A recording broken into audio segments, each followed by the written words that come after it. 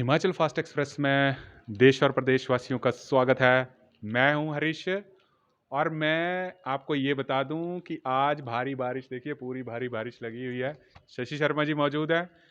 भारी बारिश में भी हमने खुद गाड़ी के चलते चलते देखा कि लंपी वायरस से जो बेसहारा ग्रस्त थे उनको भी टीका कर रहा है और हमारे सामने किसी डॉक्टर साहब का भी फोन आया, उनसे भी मेरे को लगता है कि यहाँ से एक जगह तलाव पड़ती है, वहां पे भी कुछ बेसहारा पशु उससे ग्रस्त है। परंतु आज तक हमने इनकी जीवनी के ऊपर थोड़ा सा प्रकाश नहीं डाला। जरूर एक एक चीज पूछेंगे, चाहे इनकी शिक्षा की बात करें या व्यवसाय की बात करें, कहाँ से शुरू हुआ। शर्मा जी, सबसे पहले आपका स्वागत है हमारे चैनल पर। आपका भी सर हाँ नमस्कार आप सबको। सर, सबसे पहले मैं आपके साथ बेसिकली कराऊंगा। पहले तो आप अपनी पारिवारिक जो पृष्ठभूमि है आपकी, उसके बारे में थोड़ा सा आप संक्षेप में बताइए। सर मेरा गांव जिया रल्याण गांव है और वहाँ के ही रहने वाला हूँ मैं। और मेरे फादर जो थे वो पंडितों का काम करते थे, जोशियों का काम करते थे। तो उसके साथ मेरा खनोट गांव है, वहाँ मैंने पढ़ाई की 8th तक। उसके बाद 9th और 10th +1 बलदौड़ा में। उससे बाद मैं फिर 2 साल फॉरेस्ट में रहा बलदौड़ा में। आप बोल दीजिए, हेल्थ वालों में ऐड कर अच्छा, दूंगा। हाँ। सर मैं जो था पहले मैंने +1 से बाद ट्रेनिंग चला गया। बर्धा में मैंने ट्रेनिंग की स्किन साइड की। तो उससे ये बाद स्किन साइड की ट्रेनिंग्स मतलब थोड़ा सा कुष्ठ बताएंगे। रोग संबंधित जो होता है, जो जी कुष्ठ रोगी होते थे जी उनकी जी हमने ट्रेनिंग की और स्किन संबंधित सभी उसमें बीमारियां आती थी। जी जी सर। उससे बाद मैं जॉब में लग गया 95 में। तो 95 से 2002 तक मैंने जॉब की। फिर राजनीति कुछ ऐसे कारण रहे कि मैंने वो नौकरी छोड़ दी। तो मैंने 6-7 साल जॉब की। अच्छा, और ये उससे बाद मतलब मैं बिजनेस ये में आया। स्वास्थ्य विभाग की स्वास्थ्य अगर विभाग बात हो। में 2 डीएलओ हमारे बॉस होते हैं, डिस्ट्रिक्ट लेप्रोसी ऑफिसर, उनके अंडर हमने जॉब की। वो शमसी में हॉस्पिटल था, उसमें हमने जॉब की। अच्छा, थैंक इसको यू मैं सर। ऐड कर फॉरेस्ट में कौन से, मतलब क्या मैं सरकारी सुपरवाइजर, नौकरी में हाँ, थे? सरकारी नौकरी में सुपरवाइजर के पद पे रहा अच्छा, और 2 साल। फॉरेस्ट में आप सुपरवाइजर थे। हाँ जी, ठीक। तो 2 साल मैं सुपरवाइजर के पद पे फॉरेस्ट में नगरोटा के अंडर ऑफिस आता है हमारा यहाँ एक बलदौड़ा में। वहाँ हमारे रेंजर साहब बैठते, तो 2 साल वहाँ रहा मैं। तो नहीं, ये आपने जैसे हमारे को बात करी कि आप 2 साल फॉरेस्ट में रहे, मतलब ये सरकारी नौकरी क्या फिर आपने छोड़ दी थी उसके ये बाद? सरकारी नौकरी किसी राजनीतिक कारणों के साथ मेरे को छोड़नी पड़ी। अच्छा। तो सर, अगली मैं चीज़ बताऊँगा कि आपके अपने अगर पिताजी के बारे में हम बात करें, तो उनका भी कहीं न कहीं जो क्षेत्र में था, एक समाज सेवा का जो था वो प्रभाव था।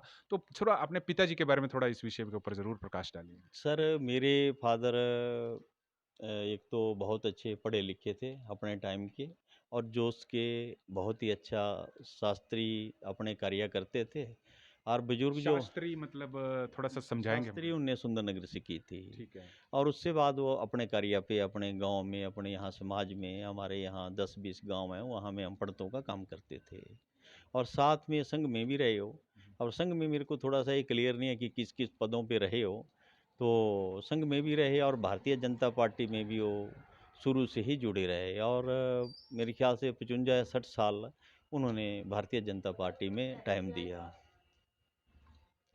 1 मिनट यार, थोड़ा ठीक है। आपने एक चीज़ करना है जो मैं वीडियो। हाँ, डालने नहीं, नहीं नहीं, आपने। चल ठीक है, करें।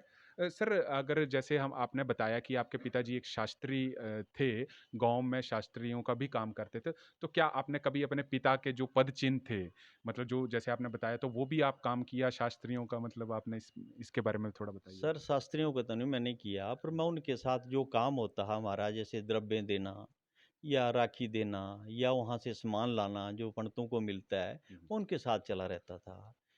अच्छा सर, जैसे ये चीज़ मैं बताऊँगा कि देखिए हम भी आपको काफ़ी समय से नोटिस कर रहे हैं, समाज सेवा में आप भी आगे हो काफ़ी ज़्यादा। देखिए हालाँकि बारिश थी। देश के प्रति अगर हम बात करें कि आप अपना कितना कर्तव्य जो है देश के प्रति समझते हैं, कि देश की सेवा करना कितना अहमियत रखता है एक आम आदमी के इंसान की ज़िंदगी में? सर अगर आज देखा जाए तो देश को हमारी बहुत ज़्यादा ज़रूरत है। चाहे वो खेती संबंधित है, चाहे वो नशे संबंधित है, चाहे हमारे समाज संबंधित है, या हमारे कोई भी कार्य है, या अगर हम देश से प्रेम है हमको, तो हम सभी इंसानों को देश के प्रति जागरूक भी होना पड़ेगा। नहीं, प्रेम तो मैंने आपका हाँ, देख लिया। हाँ देखिए जी। सीधी-सी बात है, दर्शकों मैं बता दूँ, इंटरव्यू मैं ज़रूर कर रहा हूँ। प्रेम मैंने इनका देख लिया कि भारी बारिश में भी गऊओं की सेवा, मेरे को नहीं लगता कि सभी लोग इस वक्त घर में बैठे हैं, पर शशि शर्मा और इनकी टीम इस वक्त फील्ड में मौजूद है। गऊ से काफ़ी ज़्यादा प्रेम है, काफ़ी ज़्यादा उनकी सेवा कर रहे हैं। तो देश प्रेम में और गऊ माता की सेवा में शर्मा जी काफ़ी, हम अपने दिल से बोल रहे हैं कि काफ़ी अग्रणी है। और आपको क्या लगता है कि जो हमारे समाज में जो समस्याएं हैं, इस वक्त हमारा समाज कौन-कौन सी ऐसी समस्याओं से जो है वो जूझ रहा है? सर एक तो मैं चाहता हूँ कि हमारा जो पानी के स्रोत हैं वो साफ़ सुथरा पानी, हमारे सब जितने भी हमारे इंडिया की है, दुनिया की है, सब साफ़ सुथरा पानी पिएंगे तो बीमारी से हमारे को राहत मिलेगी। साथ में हमारे चाहे मेडिकल लाइन है, चाहे एजुकेशन लाइन है, चाहे स्पोर्ट्स साइड है, इस नशे से भी हम दूर रहें। और समाज में जो बेरोजगारी है उसके लिए इंडस्ट्री वगैरह बने, जो बेरोजगार बच्चे हैं हमारे उनको रोजगार मिलें और अच्छी लाइन पे चलें। और ये जो छोटे छोटे हमारे गांव के झगड़े रहते हैं, मतभेद रहते हैं, इसको भी हम सोच समझ के अगर दूर करें। पढ़ा लिखा समाज है, पहले तो बोलते हैं लोग कि यार पिछले लोग ये अनपढ़ हैं, लेकिन वो हमारे से अच्छे थे। अगर कोई मतभेद भी होता तो बाद में जब हम उनको आवाज़ लगाते हैं कि चाचा जी, तो वो बोलते हैं यार मैं तो तेरे से पहले ही बात करना चाह रहा था, आप नहीं कर रहे थे। तो पहले के लोग हमारे बहुत अच्छे थे। अब ये नशे की तरफ या बेरोजगारी बढ़ गई है, ये कहीं न कहीं हम लोगों की भी गलतियाँ हैं बहुत ज़्यादा, जो हम पुराने कामों को नहीं कर रहे हैं। अच्छा सर, एक चीज़ आपने यहाँ पे हमारे को बताया कि नशे की अगर हम बात करें, और एक आपने चीज़ और थोड़ा-सा पॉइंट करा कि जो पुराने काम हैं, वो हम नहीं कर रहे हैं। तो नशे को रोकने के लिए आपको क्या लगता है कि गलती किसकी है? और जो हम शहरों की तरफ ज़्यादातर पलायन कर रहे हैं, वो क्या कारण लगता है कि हम शहरों की तरफ पलायन कर रहे हैं? 2 इन चीज़ों का हमारे को स्पष्ट उत्तर दीजिए। सर मेन ऐसा हो गया है कि हर आदमी पैसा चाहता है और गांव में लोग सोचते हैं कि गांव में पैसा नहीं है। गांव में भी पैसा है। शहर के बजाय अगर हम गांव में रहें तो एक तो हमारा प्यार बना रहता है और हम सब काम कर सकते हैं। गांव में हमारे पास जो बच्चे हैं, बूढ़े हैं, जवान हैं, वो परिपूर्ण है अपने काम में। पर लेकिन हमारी दौड़ पैसे की तरफ दौड़ बढ़ गई है। और जब पैसे की तरफ दौड़ बढ़ती है, कोई लालच आ जाता है, तो नशा राज करेगा, अंग्रेज राज करेंगे, मुसलमान राज करेंगे और लोग हमारे ऊपर राज करेंगे। अच्छा सर, ये तो आपने चीज़ बताई हमारे को, परंतु अगर हम पॉल्यूशन की बात करें, जो वातावरण जो खराब हो रहा है, चाहे प्लास्टिक की अगर हम बात करें, तो प्रदूषण और ये जो प्राकृतिक समस्याएं हैं, इससे निजात देने के लिए आपके मन में क्या है, और जनता को क्या आप संदेश देंगे इसके बारे में? सर मेरा यही कहना है, सबसे विनती है, प्रार्थना है कि अगर हम अपने घर को हर इंसान साफ करे तो हमारा इंडिया साफ हो जाएगा। चाहे वो किचन संबंधित है, चाहे हम लिफाफे फेंकते हैं, चाहे हम बाहर पेशाब करते हैं, जो हमारे लिए ठीक नहीं है। इंसानों के लिए पढ़े लिखे इंसान हैं, बच्चे जा रहे हैं, बुजुर्ग जा रहे हैं, आज भी हमारे वातावरण में कहीं ना कहीं खामियां हैं। उसके द्वारा हम चाहते हैं कि उसके लिए लोग जो एक अपना सिस्टम बनाएं कि लेटरिन कहाँ करनी, बाथरूम कहाँ जाना, और ये जो केमिकल है इससे भी दूर हटे हैं। तो अगर इन चीज़ों से हम दूर हटते हैं तो कोई बड़ी समस्या नहीं है हमारे इंडिया में कि हम पुराना वक्त नहीं ला पाएँ। अच्छा, अगली चीज़ सर मैं पूछूँगा कि देश की जो आंतरिक समस्याएँ अगर हम बात करें, चाहे बा अंदर की तकते हैं, क्योंकि एक चीज़ थोड़ा-सा इसके ऊपर हमारे को ज़रूर प्रकाश डालिए कि एक कहावत है कि देश के लिए लड़ना आसान है, पर देश से लड़ना मुश्किल है। मतलब यहाँ पे भाव ये है कि फौजी जो हमारे खड़े हुए हैं बॉर्डर के ऊपर, वो तो ठीक है लड़ रहे हैं और हमारे को अपने फौजी भाइयों पर गर्व है।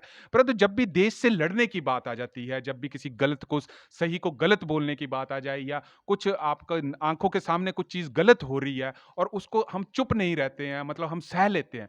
तो वो कहाँ तक आपको लगता है कि देश से अगर हमारे को लड़ने की ज़रूरत है, कि मान लो कोई अधिकारी रिश्वत ले रहा है, या कोई अन्य कोई आपको लगता है कि वहाँ पे एक बच्चे हैं हमारे छोटे-छोटे, वो गलत काम कर रहे हैं। तो ये देश से लड़ना, कहाँ तक आपको लगता है कि देश से लड़ने के लिए आम आदमी नागरिक को क्या करना चाहिए?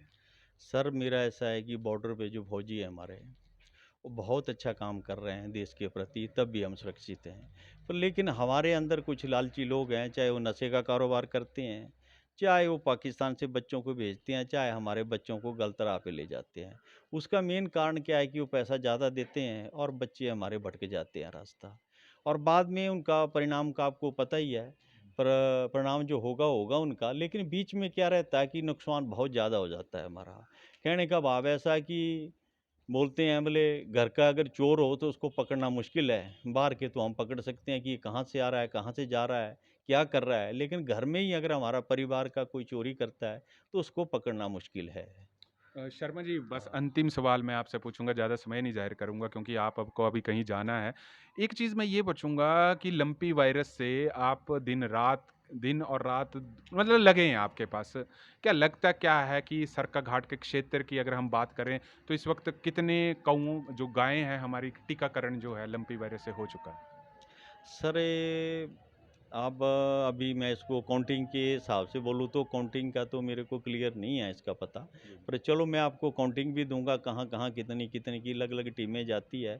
तो वेटरनरी वालों का भी बहुत ज़्यादा साथ है और जो हमारे यहाँ युवा हैं जो सीखे हुए इंजेक्शन लगाते हैं या कोई महिला मंडल है या कोई समूह है, वो भी बहुत ज़्यादा काम कर रहे हैं। तो ये अगर इन सबको मैं पूछूँ तो आपको मैं सारी डिटेल दे सकता हूँ। धन्यवाद सर हाँ। आपका हमारे हुँ। से हिमाचल फास्ट एक्सप्रेस से बात करने का। सर आपका बहुत-बहुत आभारी हूँ कि आप मुद्दे की बात करते हैं और उससे हमारे को भी संतुष्टि होती है, हमारी जो पब्लिक है उसको भी संतुष्टि होती है। इसके लिए आपको मेरा नमस्कार। तो ये थे हमारे साथ हटली क्षेत्र से संबंधित हरल्यान गांव के शशि शर्मा जी, जिनके अपनी जीवनी के बारे में संक्षेप में बताया। एक बात इनकी बहुत अच्छी लगी कि आजकल के युवा दौर में जो एक स्टार्टअप है, नौकरियों की अगर हम बात करें, तो होना बहुत ज़रूरी है क्योंकि हमने ऐसे-ऐसे स्टार्टअप सरकाघाट क्षेत्र में दिखाए, चाहे अजू स्वीट शॉप की बात कर लें, चाहे भोरंज क्षेत्र के अंतर्गत मशरूम की खेती है। स्टार्टअप हिमाचल में ज़रूर है ताकि हमारे क्षेत्र के युवा, जो भावी युवा हैं, वो पलायन शहरों की तरफ ना कर सके और हमारे ही क्षेत्र में जो रोजगार के अवसर हैं वो उत्पन्न हो सके। तब तक आप जुड़े रहिए हरीश वर्मा के साथ हिमाचल फास्ट एक्सप्रेस के।